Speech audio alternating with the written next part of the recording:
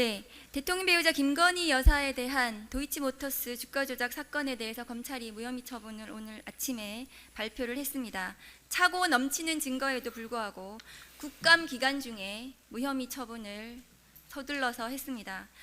김건희 특검법에 대한 여론이 70%에 육박함에도 불구하고 검찰은 국민과 싸우는 길을 선택한 것 같습니다.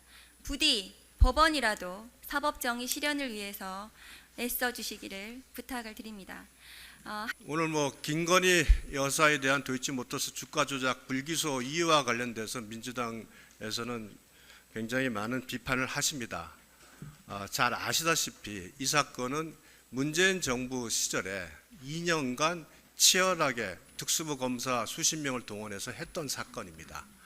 그러면서 그 당시에 주범인 권오수, 이종호 등을 기소하고 당시에 손모 씨에 대해서도 공범으로 기소를 했습니다. 그러니까 그 당시에 필요한 조사는 다 했습니다.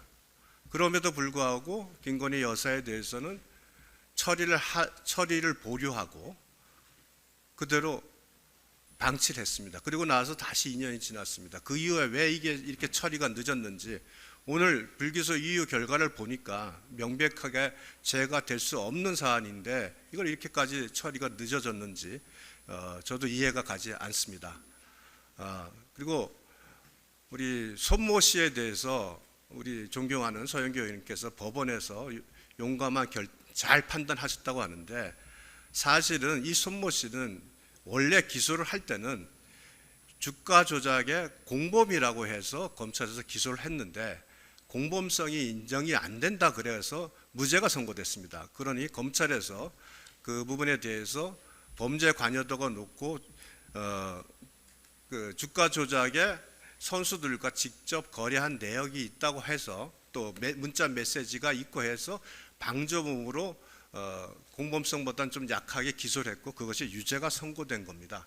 검찰에서 손모 씨에 대해서 범죄를 처벌하기 위한 노력을 했고 거기에 대해서 적합하게 판정이 난 거다라는 말씀을 팩트 체크 차원에서 드리겠습니다. 존경하는 박은재 의원님 질문해 주시죠. 네, 존경하는 유상범 위원장님께서 만일에 검찰에 계속 계셨더라면 대통령 배우자 김건희 씨에 대한 도이치모터스 주가 조작 사건을 기소하셨을 겁니다. 저는 확신을 하고 있습니다. 그런데 아까 오늘 도이치모터스 무혐의 처분에 대해서 수긍이 간다 이렇게 양심에 반하는 말씀을 하셔서 매우 저는 실망했습니다. 검사 후배로서요.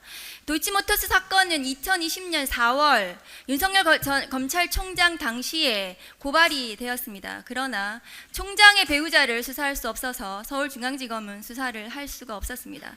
2020년 10월 총장의 수사 지휘를 배제하는 법무부 장관의 수사 지휘가 있음으로써 그 이후에 수사가 제대로 진행이 됐고 김건희 피의자에 대해서 소환을 하려고 했지만 윤석열 검찰총장이 검찰총장을 임기도 안 마치고 그만두고 대선에 나가는 바람에 정치에 영향을 줄 우려가 있다는 이유로 소환이 불발되고 체포영장도 실패했습니다. 그렇게 좌절된 사건이 윤석열 정부 들어서 용산의 위성정당으로 전락한 윤석열 검찰이 지금 2년 반 동안 차마 무혐의를 할 수 없어서 질질 끌다가 막다른 골목에 이르러서 이제서야 무혐의 처분을 한 것입니다.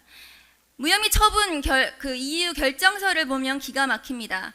김건희 씨가 지식이나 경험이 없어서 권오수 회장에게 마치 당한 것처럼 그렇게 보도가 되고 있습니다. 김건희 씨에 대해서 명품백 사건도 마치 최재형 목사가 청탁을 하지 않고 선물을 주면서 환심을 사서 거기에 넘어간 것처럼 무혐의 결정을 하더니 도대체 대통령 배우자 김건희 씨에 대해서 검찰이 이렇게 봐주기 처분을 하는 이유가 무엇인지 저는 궁금합니다.